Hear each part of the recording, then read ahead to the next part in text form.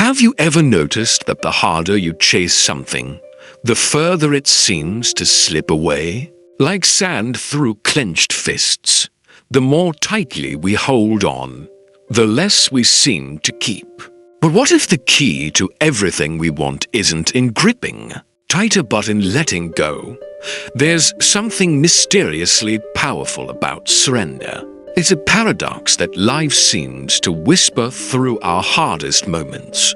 Stop forcing. Stop overthinking. Stop trying so hard. And suddenly, things begin to align. The chaos we feared dissolves into clarity. The emptiness we dreaded fills with direction. In this episode, we're diving deep into that quiet, unexpected power, the magic of surrender. And no, I don't mean giving up. I mean giving in to the flow of life, to the deeper intelligence that pulses through the world, even when we don't quite understand it. Today, I want to explore what happens when we step back from control and lean into trust. What changes when we loosen our grip and simply let life unfold not on our terms, but on its own?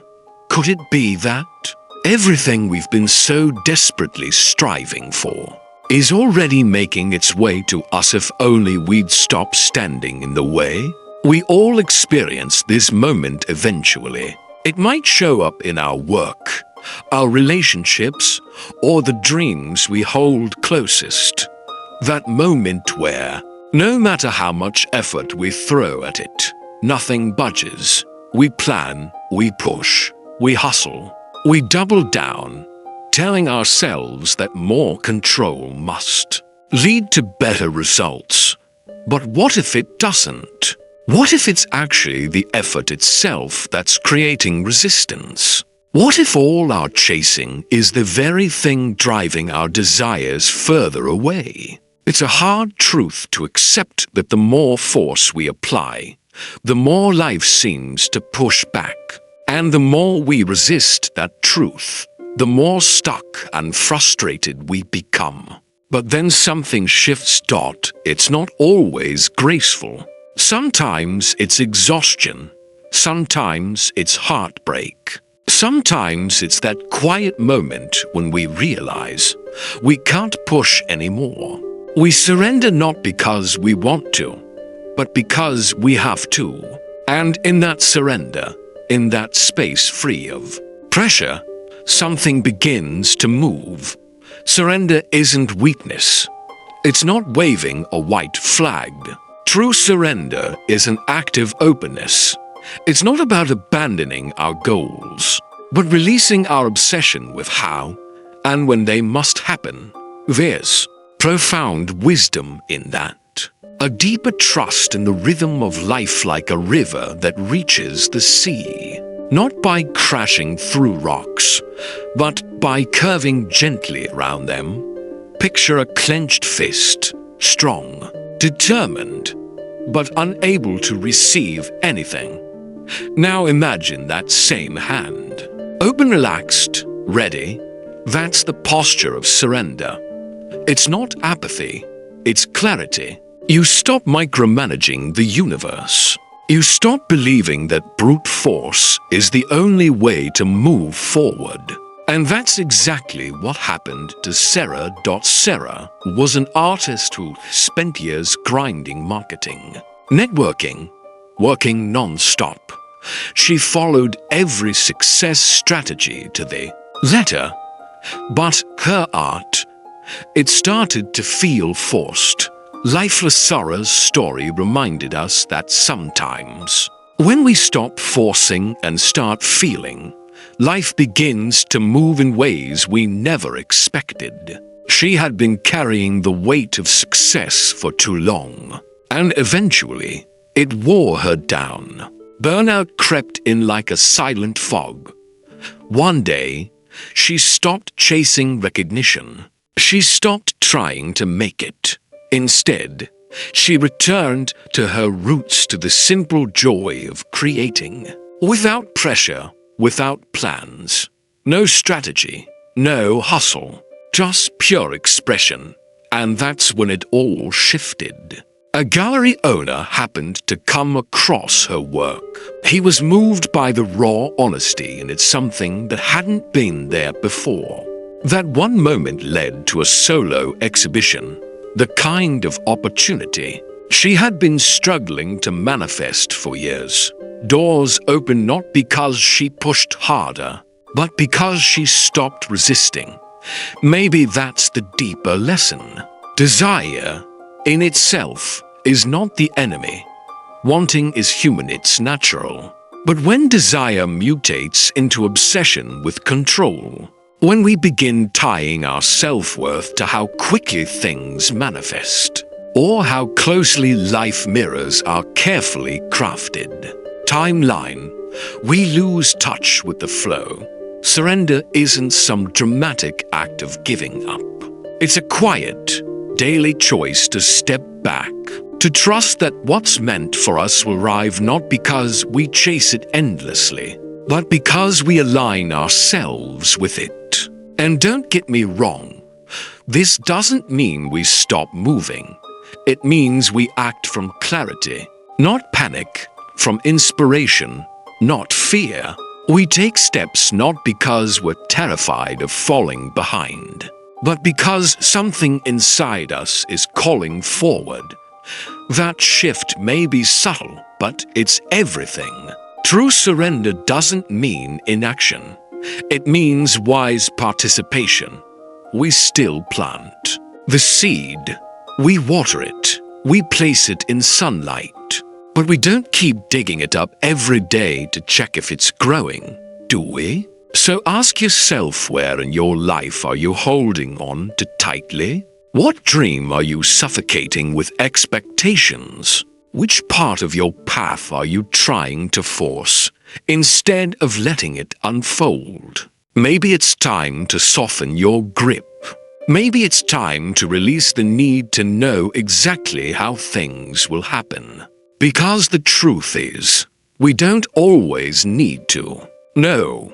What we need is to listen, to act with alignment, to trust that letting go doesn't mean abandoning the path. It often means stepping right into it. If there's one shift you could make today, just one, let it be this. Move from pressure to presence. Don't let go of the dream. Let go of the deadline, the blueprint, the illusion of control, and then watch what begins to move. Because sometimes the thing that's blocking us isn't outside. It's not the lack of time, money, or opportunity. It's something quieter, more cunning, more personal. It's resistance, that invisible, shape-shifting force that shows up the moment we're about to do something meaningful. It whispers doubt. It fuels fear.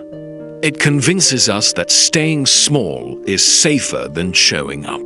And the scariest part, most of the time, we don't even see it. We just feel stuck, unmotivated, or worse, we sabotage ourselves and call it logic.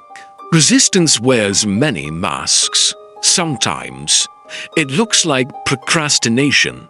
Other times it sounds like your inner critic whispering, "This dream is too big."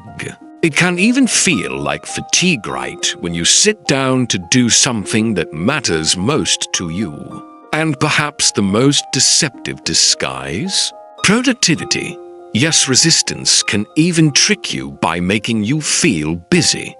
You clean the kitchen, answer every email, run errands, but you avoid that one thing, the thing your soul is begging you to do.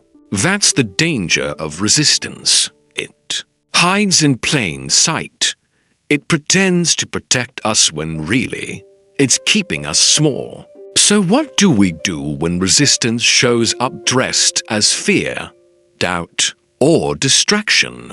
First, we remember it only shows up when something real is trying to break through. That's the strange beauty of resistance. It doesn't visit where nothing matters. It only appears when something meaningful is trying to emerge. It's not a sign of failure. It's a sign of potential. Like bumping into a wall while walking in the dark, it doesn't mean you're lost. It means you're right at the edge of something that matters. And instead of retreating, maybe what we need to do is pause and ask, what am I really afraid of? Because underneath resistance, there's almost always fear. Fear of being rejected. Fear of being judged. Fear of being exposed as not enough. It's the part of you that longs to evolve, clashing with the part that just wants to stay safe. That friction, it's not a flaw. It's life. It's growth. It means you're alive. It means you're standing at the threshold of something important. Take Adam, for example, a writer with talent, vision, even time. He dreamed of publishing a novel. But every time he sat down to write, anxiety hijacked his mind. What if it's bad? What if nobody cares? What if I fail? So instead of writing, he cleaned his apartment, reorganized his bookshelf, reread old drafts. Resistance disguised itself as productivity and kept him far from the page. But everything changed the moment Adam stopped fighting the fear and started acknowledging it. He didn't destroy the resistance. He learned to move with it. That's surrender in action, not crushing fear, not powering through, but recognizing resistance for what it is and choosing to act anyway. Curiosity helps. So does kindness. Instead of calling yourself lazy or weak, try asking, what is this resistance trying to protect me from? What belief is hiding underneath this fear? Maybe you believe that success will alienate you from others. Maybe you believe that if you fail, you'll finally confirm your deepest fear that you're not good enough. Or maybe the scariest thing of all is trying your best and still not succeeding. Because then what? These beliefs are heavy, but they're not facts, and they're not permanent. When we shine light on them gently, with compassion they begin to loosen. You can even speak directly to your resistance. Literally, try writing a letter from that voice inside you, the one saying, don't do it. Let it speak freely. Then, write back. Not to argue, but to comfort. To say, I hear you, but I'm moving forward anyway. Because yes, staying stuck feels safe, but it's also suffocating. And deep down, you weren't born to stay small. You were born to express, to create, to stretch and grow. That's why learning to dance with resistance matters. Not letting it run the show, but inviting it onto the stage and moving anyway. One powerful way to dissolve resistance is to shrink the task. Big dreams, they're intimidating. So break them down. Don't aim to write a novel, just write one paragraph. Don't launch the full business, just sketch one idea. Don't change your whole life overnight, just take one real, honest step. Resistance thrives on overwhelm, but presence dissolves it. And remember this, you are not broken because you feel resistance. You're human. Every person who has done anything meaningful has faced this invisible weight. The only difference, they didn't wait for it to vanish. They moved forward with it. They took a deep breath, felt the fear and trusted that on the other side is freedom. So today, instead of asking so if resistance is just fear in disguise, what do we do with it? We don't fight it. We listen to it. The real question isn't how do I get rid of my resistance? The real question is, how do I understand it? What truth is trying to surface beneath this fear? What deeper need is waiting to be heard? And then gently, compassionately you take one step forward, not to prove anything, not to crush the fear, but to reclaim your power, not through brute force, but through surrender. That's the quiet courage of true growth, moving ahead even when your fear pleads with you to turn back. After resistance, there's often silence, but not the peaceful kind. It's the heavy kind, the kind that wraps around your thoughts like fog. You begin to question everything. Is this worth it? Am I doing something wrong? Should I keep going? Or is this the universe telling me to stop? And in that confusion, what do we reach for? Control. We start planning every detail, demanding clarity, craving guarantees. We try to force the future into a shape we can recognize. But life doesn't work that way. It never did. And maybe it's not meant to. The truth is, there's a rhythm to life that's bigger than us, wider, deeper, and far more intelligent than anything we can predict. Yes, planning helps, effort matters, but they're not everything. There's another force at play. Call it the universe, call it divine timing, call it grace. Whatever name you give it, the essence is the same. There is something moving through your life that knows more than you do. And when you trust it, even just a little, things begin falling into place in ways you never could have planned. Of course, trust isn't easy. It asks for more than thoughts. It asks for your heart. It's not just surrendering control in theory, it's letting go emotionally. It's learning to be okay with not knowing. That's tough for the mind. The mind wants certainty, formulas, step-by-step maps. But maybe the heart doesn't need certainty. Maybe it just needs connection. Think of Maya. For years, she searched for purpose. She read all the right books, tried job after job. She even made precise 5-year plans. But none of it felt right. Then one day, she stopped searching and started listening, not to the noise outside, but to the quiet within. She noticed what moved her, what made her feel alive. There were no big signs, no dramatic shifts, just subtle sparks of truth.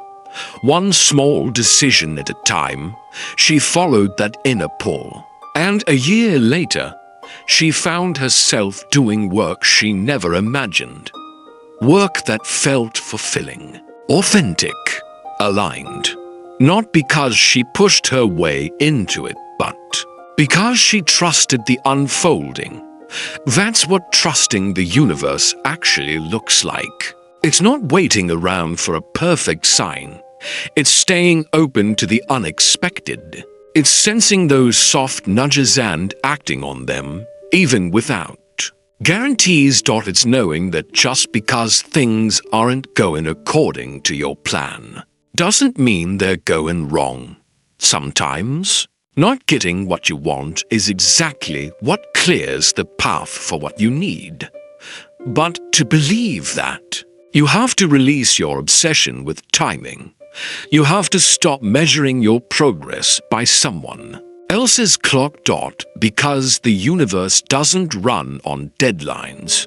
It runs on alignment.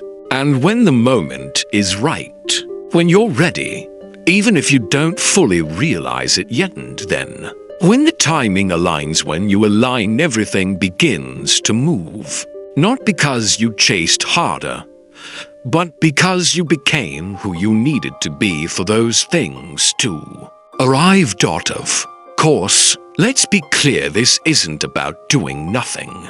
Trusting the process doesn't mean sitting back and simply hoping for the best. It means staying fully present. It means showing up again and again with an open heart and a steady hand. You still take action. You still do the work. But now, you're moving from partnership, not pressure. You're no longer dragging the universe behind you, gasping for control. You're dancing in rhythm with it, feeling the beat, letting it lead, and trusting your steps. There's freedom in that. There's peace in realizing that life isn't out to test you. It isn't punishing you. It's shaping you. And those things that didn't work out, they're not failures. They're redirections. Closed doors that gently, and sometimes painfully, lead you somewhere better. Delays that are actually preparing you for something greater. But we only begin to see this truth when we stop forcing the story and start listening for the deeper one.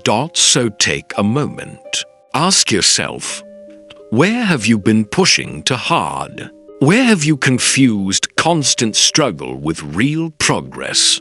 Can you start to trust not blindly, but consciously that what's meant for you is already on its way? Because the moment you loosen your grip on when it must happen and start moving in harmony with something greater than yourself, that's when things begin to shift, not just in the outcomes you attract, but in how you feel.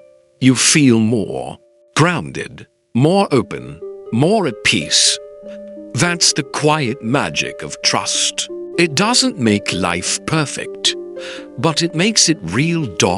And in a world that constantly demands more, faster, louder, real is more than enough.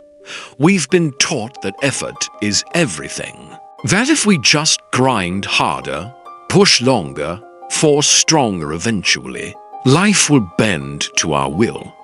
But what if the key isn't more force, but more space? What if what we really need isn't more striving, but more allowing? There's a powerful difference between taking action from fear and taking action from alignment. When fear is in charge, we rush, we control, we demand instant results. We tie our worth to how fast things happen. We chase the future, desperate for it to justify the present. But when we act from alignment, there's a calmness, a clarity. We're no longer chasing something out there. We're responding to something in here.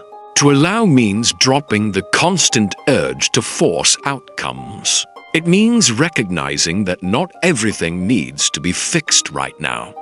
Some things need time. Some answers arrive only when we get quiet enough to hear them. And let's be honest, this isn't easy. Most of us were raised to believe that control is the mark of success, that we're strongest when we push through, that we earn love, respect, and value by making things happen. So the idea of stepping back, it can feel like failure, like weakness, like we're being irresponsible. But here's the truth. There is a deep discipline in allowing. It takes real strength to hold space. It takes wisdom to know when to step in and when to step aside. To allow is to trust, not just in timing. To allow doesn't mean you're doing nothing. It means you're choosing to trust not just the timing of life, but yourself. It's not about passive waiting. It's about mindful presence. You're still here, awake, connected. You're not ignoring reality or simply choosing not to react from panic or pressure. You're responding from a deeper place, presence. And there's a quiet power in that. The kind of power that doesn't shout or beg for attention, but instead commands respect through calm clarity.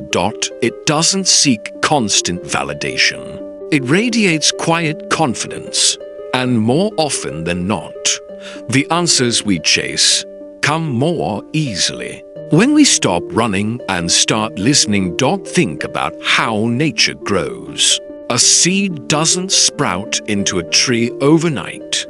It needs space, soil, stillness, sunlight, time. If you rush the process, if you dig it up to check on it every day, you harm it. But when you allow the right conditions, it flourishes. The same applies to us, to our goals, our relationships, our healing. They don't need pressure. They need space. So maybe the better question isn't, what more can I do? Maybe the better question is, what can I let go of? Can you let go of the need to know everything right now? Can you release the grip on finding instant answers? Can you stop trying to force solutions and instead give things the space to unfold naturally? Can you trust that your energy is better spent cultivating inner clarity than controlling every outcome? Because something beautiful happens in that shift. You begin to move with life, not against it. You begin to hear your own rhythm, not just the noise of the world around you. And from that space, things begin to align.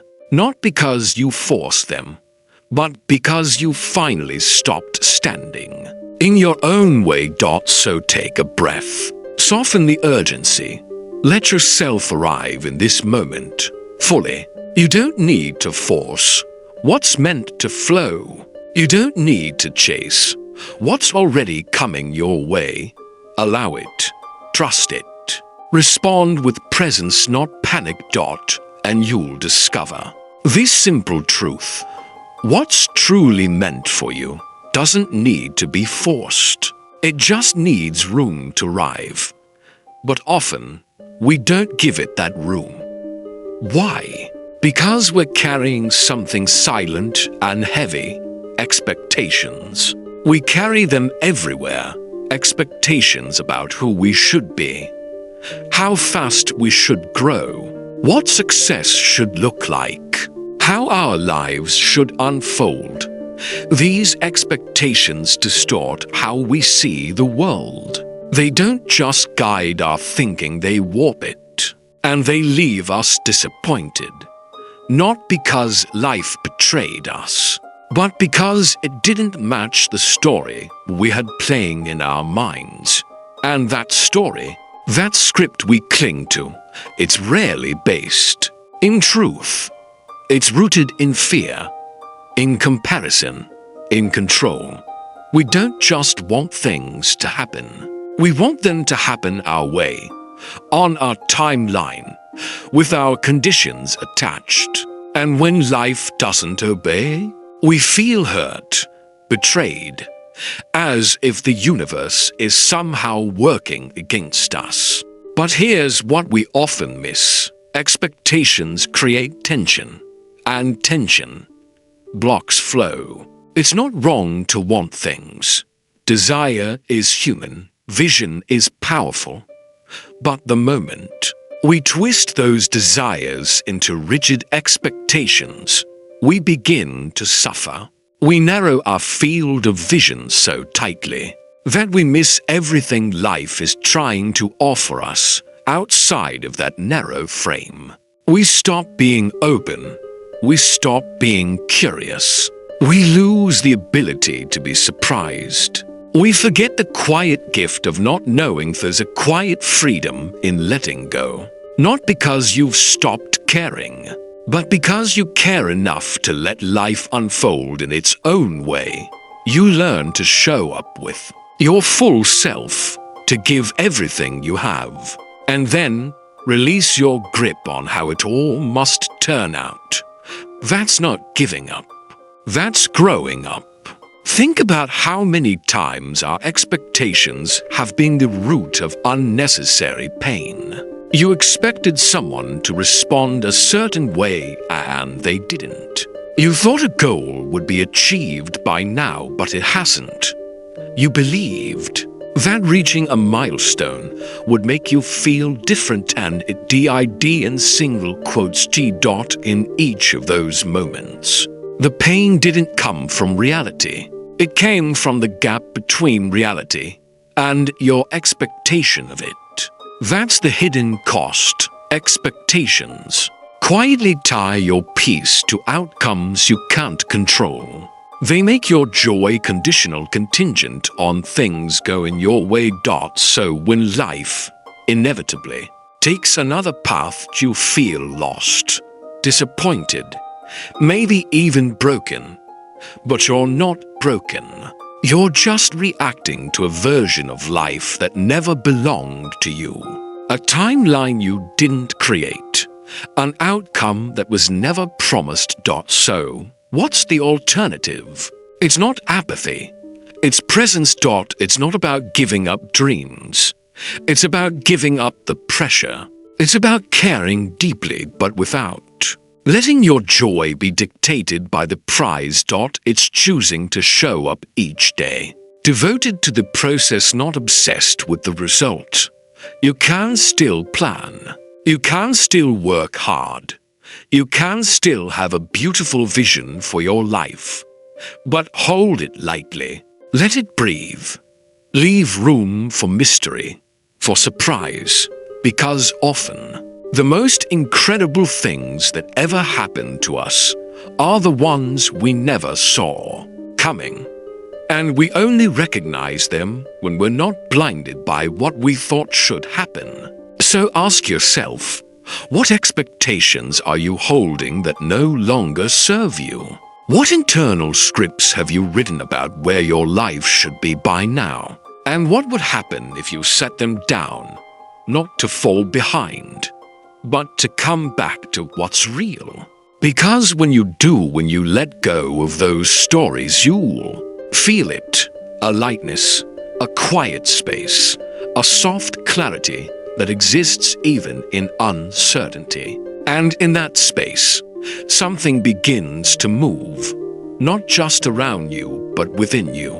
A freedom, a confidence, a still inner knowing that no matter what happens, you'll meet it fully, not with panic, not with pressure, but with presence, with open hands, with an open heart.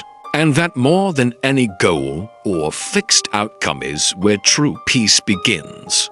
Stillness often feels like nothing, but it in single quotes T. Silence isn't empty. And stillness isn't passive. In fact, it's in those quiet spaces when we stop doing, stop chasing, stop controlling, that the most powerful shifts begin to unfold. But we rarely give ourselves that space, do we? We're conditioned to see stillness as wasted time, something to fill, something to rush past. We treat it like a pause between the real parts of life. And yet, in truth, stillness is where life meets us. Stillness is where we remember ourselves, where clarity emerges, where something deeper than thought can finally speak. Meditation, at its core, isn't about escaping life. It's about meeting it fully. It's a sacred space where we practice surrender, not as a grand gesture, but as a quiet return, a return to presence, a return to breath. Stillness is not escape, it's a return to this moment, this breath, this body, without judgment, without resistance. So much of the tension we carry, we're not even aware of. It lives in our thoughts, in our muscles, In the way we approach each moment with subtle urgency. Meditation helps us see that. It slows us down just enough to notice the mental noise we've been drowning in. The inner chatter we've accepted as normal. And when we begin to notice it, its grip begins to loosen. You don't need to be a monk to feel this shift. You don't need hours of silence or a perfectly quiet space. You just need a few minutes of intentional awareness. Just a few. Sit still. Close your eyes. Feel your breath as it moves in and out. Don't try to control it. Just observe. When thoughts rise, and they will, acknowledge them, but don't follow them. Let them drift past like clouds across a vast sky. This practice isn't about silencing your mind. It's about no longer being ruled by it. And over time, something remarkable happens. You begin to sense a deeper stillness beneath all the noise. A quiet that isn't empty but full. Full of awareness, full of presence, full of life. And within that awareness, surrender starts to feel natural. Because you're no longer tangled in what should be, you're fully anchored in what is. Meditation isn't the only way to experience this kind of presence, but it's one of the most direct. It gently trains the mind to let go. It teaches the nervous system to soften. It gives your heart space to feel again without fear, without judgment. And from that place, new insights begin to surface, not from effort, not from struggle, but from connection, from stillness. The world outside is loud. Our minds are often louder. But within you, always, there's a quiet space untouched by any of it. A space of peace, of knowing, of quiet strength. And when you touch that space regularly, even for just a few moments, your relationship with life begins to shift.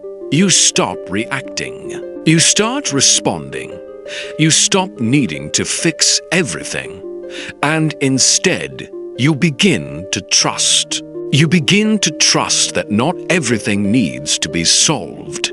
Some things simply are. This is the true root of surrender. Not a philosophy, not a mental concept, but a practice, a grounded, daily return to yourself. Not the self built from expectations and goals, but the self that simply is. The one that breathes, observes, allows. So ask yourself this. Can you give yourself just 5 minutes today? 5 quiet minutes. Not to accomplish, not to solve, not to fix or plan, just to be. Because the more often you return to that space, the more natural surrender becomes. Not as a forced choice, but as a way of living. And when surrender becomes a habit, life no longer feels like something you must control. It becomes something you're in conversation with, something you flow with, something you trust, one breath at a time. But here's where it gets tricky. We've been conditioned to believe that control equals strength. That the more we control, the more powerful we become. So we micromanage our schedules, obsess over results, cling to our routines like lifelines. But in truth, most of our craving for control doesn't come from true power. It comes much of our desire for control doesn't come from confidence. It comes from fear. Fear of the unknown. Fear of losing something we care about. Fear of uncertainty itself. And the more we try to dominate life, the more we lose touch with its rhythm. The more we grip tightly, the more everything seems to slip through our fingers. Control. gives us the illusion of safety, but rarely the experience of peace. It brings tension, anxiety, a constant burden to make sure everything goes according to plan. And when it doesn't, we collapse, we spiral into doubt. We tell ourselves we've failed. But have we really failed? Or did we simply buy into the illusion that we were ever in control to begin with? Surrender challenges that illusion. It invites us to ask, what does real power actually look like? Not the kind that forces, but the kind that flows. Not the kind that dominates, but the kind that adapts. True power doesn't shout. It doesn't demand. It's rooted, calm, unshaken. It doesn't need to prove anything. It trusts its capacity to respond rather than react. This shift is radical. It goes against so much of what we've been taught. We were raised to believe that control is necessary for survival. That if we don't plan, predict, and prepare for every possible outcome, everything will fall apart. But life isn't a machine. It's a living process. And processes don't respond to pressure. They respond to presence, to awareness, to alignment. Surrender isn't about abandoning responsibility. It's about shifting from trying to control outcomes to choosing how we meet them. It's moving from, I must make this happen, to, I will meet whatever happens with clarity and intention. That change, it transforms everything. Your stress levels, your sense of self-worth, your ability to navigate challenges. You stop taking every setback personally. You stop defining yourself by your achievements or your failures. Instead, you begin to see every moment as a chance to adjust, to listen, to grow. Control is rigid. Surrender is responsive. And responsiveness is what life asks of us. This doesn't mean you stop setting goals or stop making plans. It means you stop attaching your identity to them. You realize you are not your productivity. You are not your performance. You are not the sum of the outcomes you control. You are the awareness behind it all. You are the one who can pause, who can choose again, who can shift without shame, who can continue without carrying the weight of perfectionism. So take a breath. Ask yourself honestly, where is control dominating your life right now? Where are you holding so tightly you've lost your sense of ease? Where have your routines become cages, not containers? Can you soften, even just a little? Can you trust that not everything needs to be micromanaged? That not every detail must be pinned down? Because in that softening, you don't lose power. You gain freedom. You gain the ability to bend, to pivot, to move with life instead of always wrestling against it. You become more resilient not because you control everything, but because you realize you don't have to.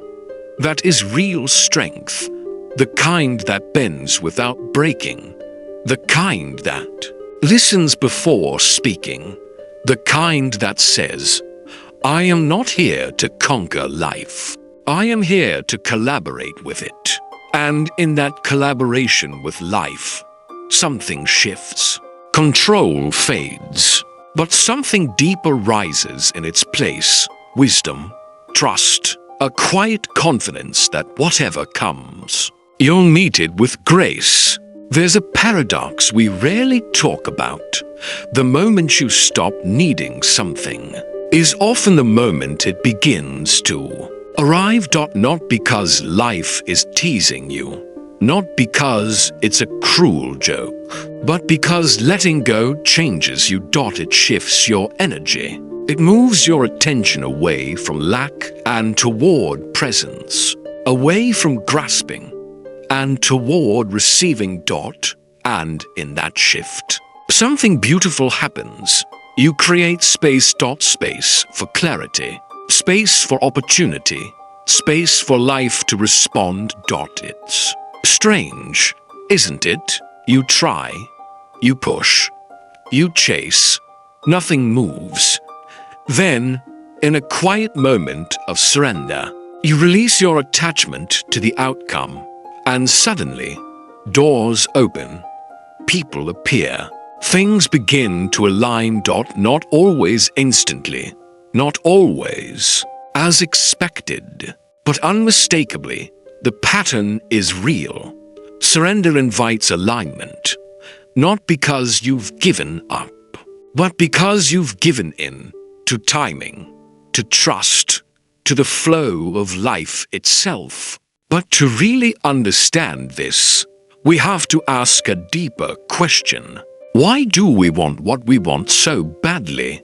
Is it because we believe it will finally make us feel whole, or safe, or enough? So much of our striving doesn't come from inspiration.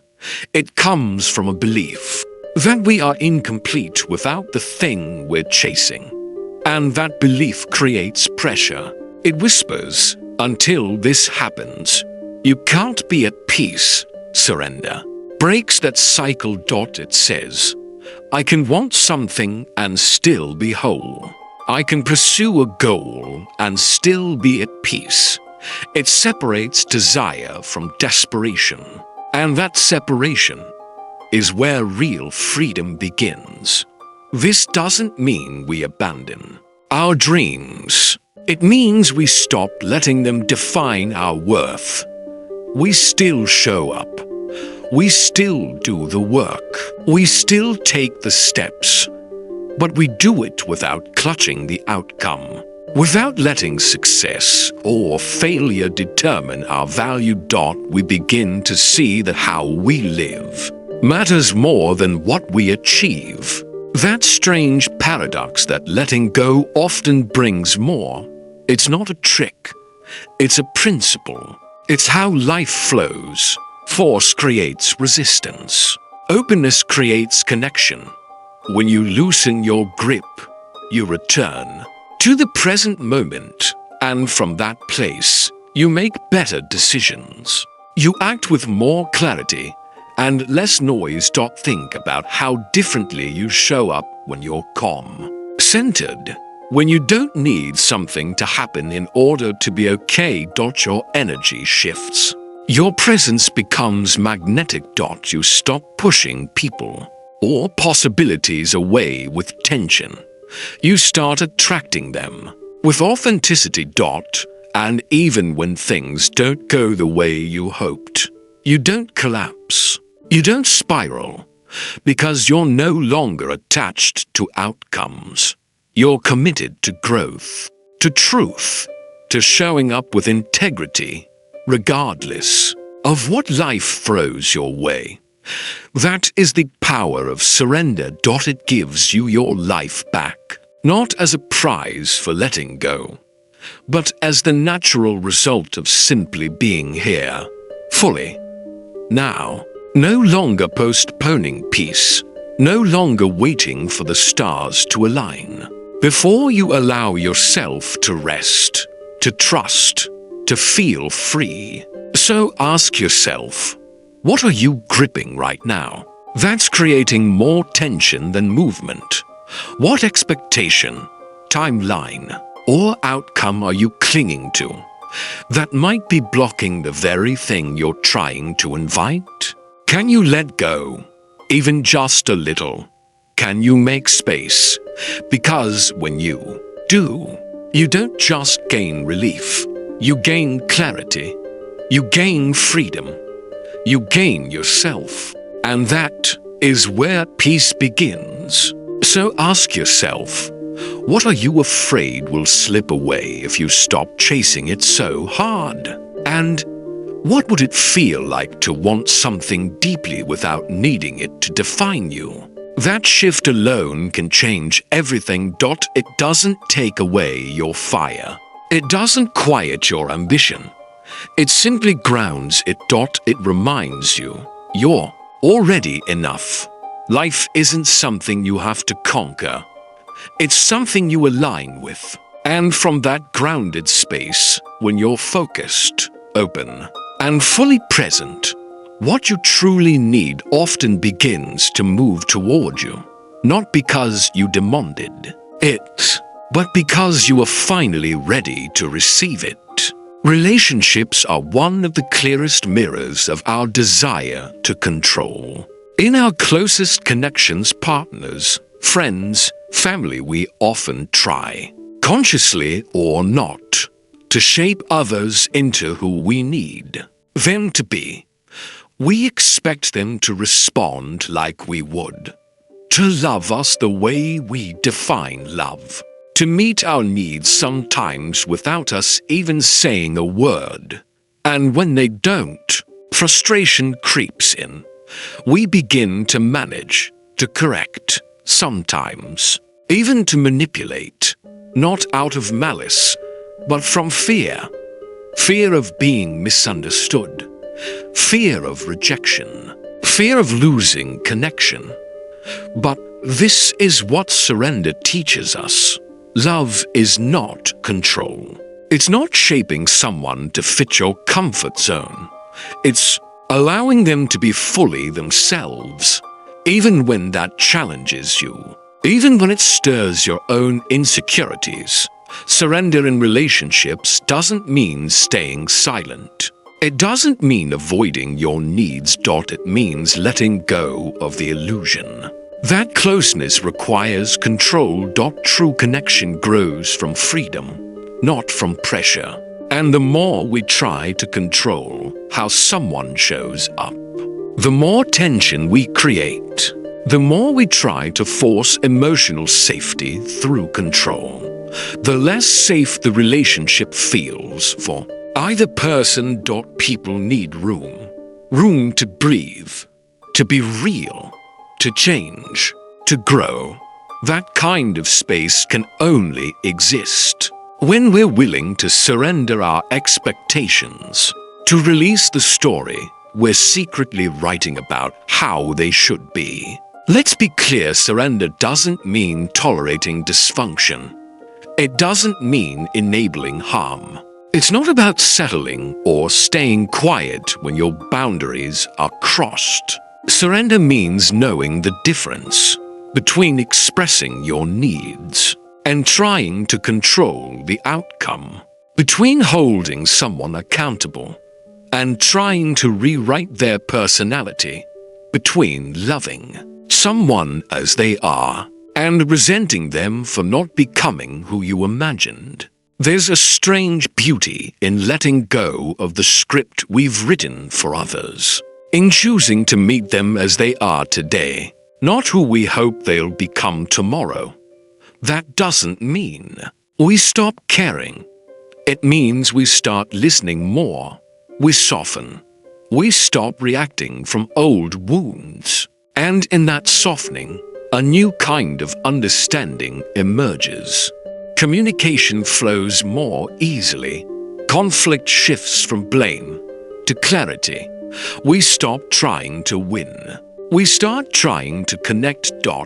And that connection, born of surrender, rooted in presence, becomes more fulfilling than anything we could have ever forced. Because now, it's real, not shaped by conditions, not held hostage by expectations, but built on something far deeper, mutual presence. You show up. They show up, not perfectly, but honestly. So take a moment. Breathe. Reflect. Where in your relationships are you holding on to tightly? Where are you trying to control the narrative, not out of love, but out of fear? And what might shift if you let go, not of the person, but of the pressure? The answer might feel uncomfortable at first, but with that discomfort comes freedom. The freedom to feel what's true, the freedom to relate without armor, the freedom to love without clinging. And when two people meet in that space, something sacred unfolds. Not because they've molded one another, but because they've chosen to honor one another as they are, moment by moment, without force, without performance. That's the quiet strength of surrendered love. It doesn't try to possess. It seeks to understand. And in that mutual understanding, a deeper connection begins to form. One not built on power or control, but rooted in something far more resilient, presence. And yet, presence is often the thing we miss the most. We're so busy reaching for what's next, regretting what's already past, trying to manage what might go wrong, that we forget where life is actually happening. Here, now, this moment, this breath, this heartbeat. And yet this is the only space where anything real can occur. It's the only place joy can be felt, the only place clarity arises, the only place where love, healing, and transformation truly begin. But to live in the present, it requires surrender. The surrender of our mind's habit of escape. We escape in subtle, habitual ways, constant planning, endless scrolling, replaying conversations, anticipating outcomes, living in futures that don't yet exist. The mind rushes ahead convinced that the next moment holds more value than this one. But the next moment is just another now. And if we can't meet this one with presence, we'll miss all the others. Surrendering to the now doesn't mean you stop dreaming, or that you give up preparing. It simply means you stop resisting what is. It means you meet life as it unfolds, instead of constantly wrestling with it, judging it, wishing it were different. It means allowing the moment to be enough. Not perfect, not painless, but enough. There's a soft, subtle power in that shift. When we drop into the present, something inside us relaxes. The noise gets quieter. Our breath deepens. We begin to feel with more honesty, see with more clarity, and slowly, we realize most of our suffering wasn't created by the moment itself, but by our resistance to entering it fully. The now is where your strength lives. It's where your clarity waits. It's where the most authentic version of you begins to speak. When you're here, truly here, you respond more wisely. You connect more openly. You create more freely. You're no longer dragged in 100 directions by what-ifs and should-haves. You're no longer scattered across timelines that only exist in your imagination. You've returned to your center, and from that groundedness, life stops feeling so chaotic. Not because the world suddenly changed, but because you're no longer being pulled away from yourself. This doesn't mean the present moment is always peaceful. It isn't. Sometimes it's raw, uncertain, even painful. But even then, beneath the chaos, there is something steady, a quiet presence, a stillness you can return to again and again. And the more you practice returning, no matter what's happening, the more resilient you become. Because peace doesn't come from everything outside you being perfect. Peace doesn't come from life-changing. It comes from peace. Doesn't come from having everything figured out. It comes from being fully alive in the life you have right here, right now. And that begins with one quiet act, surrendering the mental habit of postponing presence. It begins when we stop saying, "I'll feel okay when," and instead start saying, "I choose to show up now." Because now is where everything happens, every insight, every shift, every burst of courage or creativity, every moment of connection. It all begins here, when you surrender to the moment, not because it's perfect, but because it's real.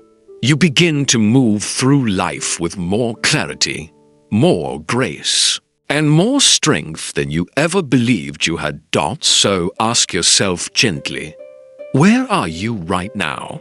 Not physically, but mentally, emotionally, energetically.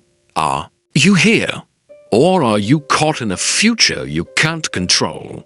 Or a past you can't change? If you're not here, come back.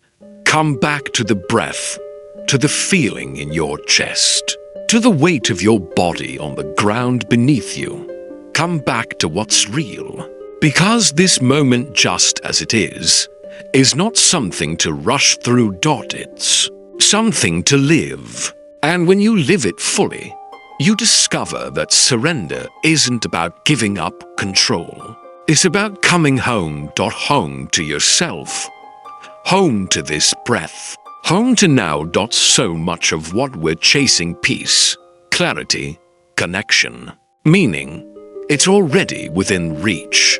But we miss it. Not because it's hidden, but because we're moving too fast, gripping too tightly, trying too hard to bend life into a shape it was never meant to take. In all that effort, we forget surrender isn't defeat. It's awareness, it's alignment, it's choosing to meet life exactly where it is, not where we hoped it would be. It's trusting we don't have to carry it all alone. That control is not the key to freedom. Presence is. Forcing outcomes may bring short-term results, but only surrender brings lasting alignment. The kind of alignment that doesn't just change what we experience, it changes who we are while experiencing it. So maybe the real question isn't, what do I need to make happen? Maybe it's, what am I being asked to let go of? What belief no longer serves you? What expectation is draining your peace? What control are you holding so tightly that it's keeping joy at a distance?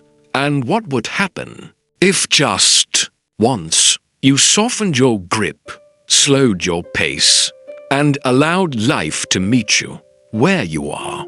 This isn't a concept to admire from afar. It's a practice, a path, a way of showing up in the world that is honest, grounded, and deeply courageous.